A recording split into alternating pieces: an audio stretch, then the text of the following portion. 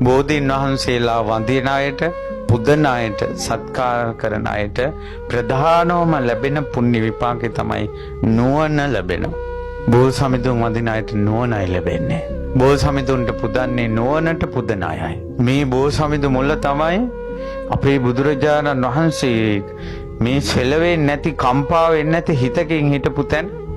කෙලෙස් නසන්නත් කලින්, කෙලෙස් නැසුවට පස්සේ කවර කතාවද?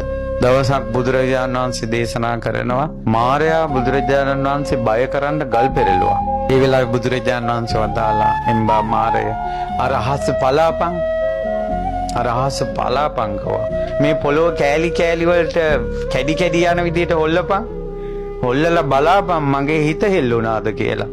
සම්මා සම්බුදුවරුන්ගේ හිත හෙළුවෙන්නේ නැහැ. හාසූස් ගානේවා, පපුව නතර වෙනේවා, හුස්ම නතර වෙනේවා, මූණු එල්ලගෙන ඉන්නේවා, කම්පනය, පීඩනය, අපේ තියෙන ඒ කෙලෙස් මලකඩ ලෞතුරා සම්මා සම්බුදුරජාණන් වහන්සේ සෝදාහලේ මේ උතුම් ජයසිරි මහ බෝසෙවණි